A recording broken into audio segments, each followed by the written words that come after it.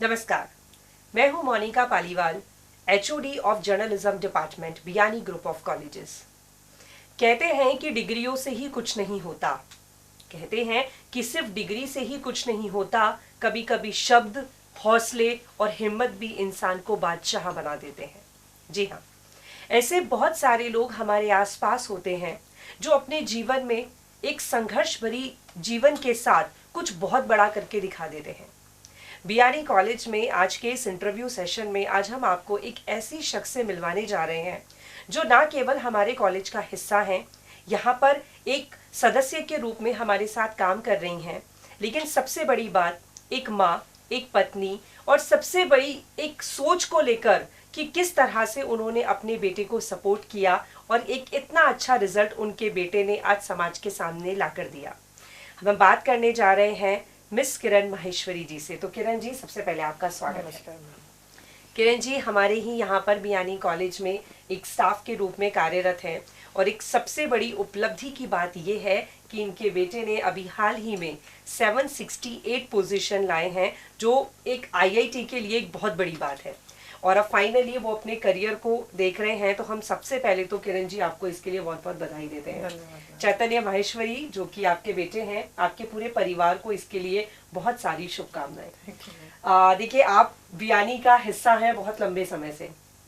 इस तरह से आपसे बात करना एक पहला एक्सपीरियंस होगा आपके साथ। तो मुझे सबसे पहले आप ये बताइए कि आपको बहुत सारे लोग अब यूट्यूब के माध्यम से देखने वाले हैं, तो आप एक स्टाफ के रूप में कार्यरत हैं, वो तो बहुत अच्छी बात है ही, लेकिन एक माँ के तौर पर, एक स्ट्रॉन्ग लेडी के तौर पर, और सबसे बड़ी बात, अब बहुत सारे लोगों के लिए आप प्रेरणा का स्रोत भी बनने जा रही हैं। तो कहते हैं कि एक बच्चे के लिए सबसे पहली गुरु उसकी माँ होती है। तो आपके और आपके बेटे की रिलेशन, बॉन्डिंग, संस्कार, पहले इस बारे में कुछ बताइए। हम दोनों की रिलेशन बहुत काफ़ी अच्छी है। ऐसा नहीं है कभी उसने, जैसे बच्चे कहते हैं ना स्टार्टिंग में जब छोटे होते हैं जिद्दी करते हैं, कहना नहीं मानते हैं, पर इसको कभी मुझे ऐसा लगा नहीं कुछ कहने की जरूरत पड़ी है कि बेटा तू मान जाए या कोई भी चीज़ के लिए। कभी इसने ऐसे जिद भी नहीं किया। अब क्या कहूँ। तो यानी कि सब चीजें आपके अच्छे वाले बेटे के रूप में रहे हैं। कभी भी इसको किसी चीज के कहने की जरूरत नहीं पड़ी, बेटा तू ऐसे कर ले, या इसको ऐसे नहीं करना है, या इसको ऐसे करना है। यानी कि वो सिंसियरिटी में हमेशा सिंसियर शुरू से ही है उसका। ओके। तो अगला सवाल मेरा आपसे ये है, देखिए, क्योंकि शायद मुझे ये बात कहनी चाहिए या नहीं, लेकिन एक बहुत बड़ी बात है कि एक सिंगल पेरेंट के रूप में आपने चीज़ों को एक पालन पोषण किया है, जो कि एक सबसे बड़ा टास्क है। अपने आप में इस चीज़ को फेस करना कि फादर वहाँ पर नहीं रहे एक बहुत बड़े सपोर्ट के रूप में, लेकिन उसके बाद भी आपने खुद मेहनत की, बेटों को संभाला और सारी चीज़ों को, जो कहते हैं कि वो एक ऐसा समय आएगा जब परिणाम देखना तुम क्या होगा, वो कहना सुनना आसान होता है, लेकिन उसको फेस करना, जीना और उसके साथ आगे बढ़ना बहुत मुश्किल। तो कैसे ये पूरी लाइफ जर्नी रही, कैसे आपने सपोर्ट किया, मैनेज किया, प्लीज़ उसके बारे में कुछ बताइए। मेरे हस्बैंड को आज 10 साल हो गए। बहुत छोटे थे दोनों। उसमें उनमें इतना समझ नहीं थी कि हमारे पापा को क्या हुआ है, कहाँ गए हैं, कुछ भी नहीं। उनको पता ही नहीं था बिल्कुल ही।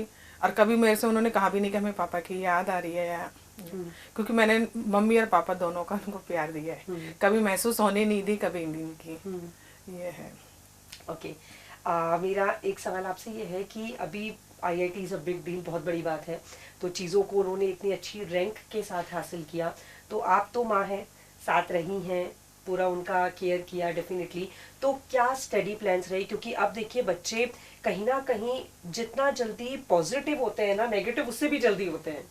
तो अच्छी चीज़ों को बच्चे देखकर पॉजिटिव कम होते हैं, लेकिन नेगेटिव अप्रोच बहुत जल्दी दिमाग में ले आते हैं।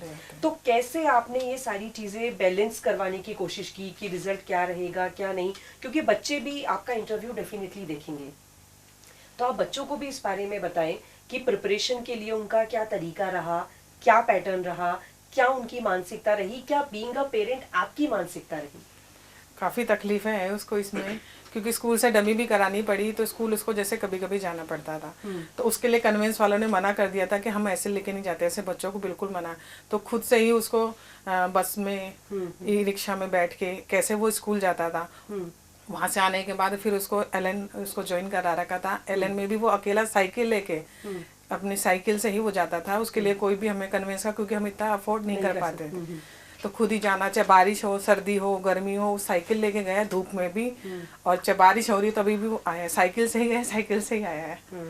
So तो definitely उसने कंडीशन मतलब ये समझ ली थी कि कैसे मतलब मम्मी अभी कुछ नहीं कर पाएगी, क्योंकि बहुत ज्यादा कन्वेंस का अगर सिंगल भी उसके लगाते तो वो बहुत ज्यादा पे मांग रहे थे सही उसका। बात है जी। फिर उसने कहा नहीं मम्मी मैं चला जाऊंगा, तो अपने आप ही वहाँ जाना, फिर वहाँ से पढ़ के आना, स्कूल से पढ़ के आना, आके फिर एलन जाना, वहाँ की पढ़ाई करना, घर पे आके उसकी भी सेल्फ स्टडी करना, क्योंकि वो भी काफी वर्कलोड देते ही हैं, पूरा उसने अपने आप ही मैनेज किया है। तो देखिए ये बहुत बड़ी इंस्पिरेशनल बात है, ना केवल बच्चों के लिए और मुझे लगता है पेरेंट्स के लिए भी, क्योंकि हम आजकल उन पेरेंट्स में हो गए हैं कि अपने बच्चों को हर छोटी बड़ी चीज़ सिर्फ अवेलेबल करवाना, तो बच्चों को सिर्फ अवेलेबल करवाने से वो एक अच्छी कभी निखार कहा पर भी नहीं नहीं मुझे आएंगे। इस चीज के लिए, कहा भी नहीं कि मेरे को स्कूटी दिला दो, चलो मेरे को दिक्कत आती है, साइकिल से है तो साइकिल से जाना, उसको रहा कंफर्ट रहा कि हाँ नहीं मैं चला जाऊंगा। डेफिनेटली, क्योंकि सफलता कभी आपकी सुख सुविधाएं और आपकी लग्जरियस लाइफ देखकर नहीं आती है, वो आपके एफर्ट्स, आपकी मेहनत, आपके संघर्ष को देखकर आती है।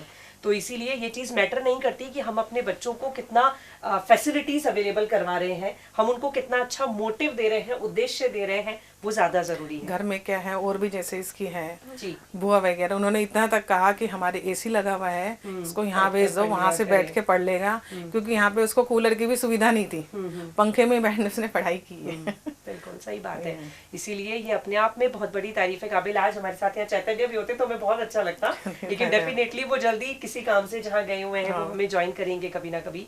मेरा एक सवाल आपसे ये भी है, क्योंकि बात अब पेरेंटिंग की भी हो रही है, तो जैसे हमने देखा है कि जब कभी बच्चों के बोर्ड एग्जाम्स होते हैं या कोई कॉम्पिटिटिव एग्जाम्स होते हैं तो पेरेंट्स एक्स्ट्रा ऑर्डिनरी पॉजेसिव होने लगते हैं कि लाइक कुछ मत करो, इनको डिस्टर्ब मत करो, इनको कहीं खुद नहीं जाएंगे, घर में सब लॉक कर देंगे, किसी से फोन पे बात नहीं करेंगे। बट मैंने देखा है कि आप जितनी सिंसियरिटी से इतने सालों से वर्क कर रहे हो, हमें तो कभी आप एब्सेंट ही नहीं दिखाई दिए, आप रेगुलर कॉलेज आ रहे हैं, अपना काम कर रहे हैं, तो ऐसे में बच्चे के साथ सिर्फ एक आपका मेंटल सपोर्ट रहा, फिजिकली आप यहाँ थे, तो वो सब चीजें कैसे मैंने उसको पूछा भी कई बार, अगर मेरे को छुट्टी की जरूरत है तो मतलब मैं ले लेती हूँ, स्कूल से छुट्टी, कॉलेज से ले लेती हूँ, तो कहते तो नहीं मम्मी मैं मैनेज कर लूंगा, आप तो बस अपने जॉब पे जाओ, आपकी मेरे को मतलब ऐसे नहीं है कि अगर कुछ मुझे पूछना होगा तो मैं आपसे फोन पे पूछ लूंगा, कुछ चीज की जरूरत होगी, ये है। तो डेफिनेटली मुझे लगता है किरण मैम के लिए एक वो वाला प्राउड मोमेंट आ गया है कि शी इज द चैतन्य's मदर, हाँ, क्योंकि हमेशा अब पहले कहते हैं ना बच्चे पेरेंट्स के नाम से जाना चाहते हैं, अब मैं उसके नाम से जानी जाऊंगी कुछ सालों में। तो बस वही चीज नहीं मैम, कुछ सालों में नहीं, अभी से, खैर अभी से ही जानने लगी हूँ, जब वो अभी से पूरा इंजीनियर बन जाएगा, जब वो मेरे सामने इंजीनियर बन के जी, आएगा जी। तब तो ये कहेंगे ये है चैतन्य की मम्मी। डेफिनेटली मैम, हम आज भी एक इंजीनियर की ये है चैतन्य की मम्मी जो जल्दी से बहुत अच्छा इंजीनियर बनने वाला है। और ना केवल अभी, शायद मुझे लगता है 12th के रिजल्ट में और पुराने एकेडमिक्स की में मैं बात करूं तो डेफिनेटली वो 10th में भी टॉप में नंबर था, 12th में भी बोर्ड में उसके टॉप में ही आया है, स्कूल में भी नंबर 1 पे उसका लिस्ट में नाम है। यस मैम, चलिए बहुत बहुत शुक्रिया आपकी जो पूरी बातें, ये सारी इंस्पिरेशनल जो भी आपने हमारे साथ डिस्कस किया, वो हमारे ना केवल बियानी के बच्चों के लिए, ना केवल बाकी के पेरेंट्स के लिए, ये पूरे समाज के सामने एक बहुत बड़ा उदाहरण है, ना केवल चैतन्य बल्कि आप खुद भी। मैं तो खुद उसको सैल्यूट करती हूँ कि बिना किसी भी चाहत के कि मुझे ये चाहिए, उसने इतना बड़ा मतलब 10th में फिर 12th में IIT में मतलब टॉप में, मैं तो इस कहती हूँ मेरे लिए तो यही टॉप है। सही बात है मैम, डेफिनेटली। और वो हर चीज में मतलब वो टॉप आया है मैम। पेरेंट्स की एक्चुअली सबसे बड़ी अमानत ही वही होती है कि बच्चे बहुत अच्छा करके दिखा दें, तो शायद मुझे लगता है कि आज वो सारी धन दौलत पीछे है जो आज उसने अचीव किया है। सब इसलिए सब जो भी जिनको पता चलता है वो ये बोलते हैं कि अब आपके बुरे दिन गए, हाँ मैम, अब आपके अच्छे दिन आने शुरू हो जाएंगे। डेफिनेटली। और सबसे अच्छी बात ये है कि बुरे दिनों को आपने बुरे दिनों की तरह डील नहीं किया। कभी उनको भी मैंने कमी किसी चीज की महसूस होने भी नहीं दी। मैं बच्चों को कभी लो पापा की याद आ रही हो, मैं फिर भी याद कर लेती थी, लेकिन उनको कभी भी मैंने ऐसा एहसास नहीं होने दिया कि उनके पापा नहीं है। तो मैम डेफिनेटली वो जहाँ भी है आज, जितना प्यार वो आपके लिए सोच रहे होंगे उतना ही प्यार और आशीर्वाद बेटे के लिए भी। दादा दादी उसके सभी इतने खुश हैं कि देखो पहले तो हमारे नाम से जाना था, अब हम इसके नाम से, हम इसके दादा दादी हैं, इसकी बुआ है, इसकी मम्मी है। बहुत ही अच्छी बात है। तो definitely ma'am, thank you so much Kiran ma'am, हमारे कॉलेज का हिस्सा आप हमेशा से हैं और डेफिनेटली हमेशा रहें। और हम इस बात के लिए हम सब की तरफ से ये प्रे करेंगे कि जीवन में ना केवल चैतन्य बल्कि आप, आपका पूरा परिवार स्वस्थ रहे, खुश रहे और जितनी भी डिजायर्स, जितनी भी मनोकामनाएं आपकी और आपके परिवार की हैं वो सब पूरी होती रहे। धन्यवाद। Thank you. Thank you.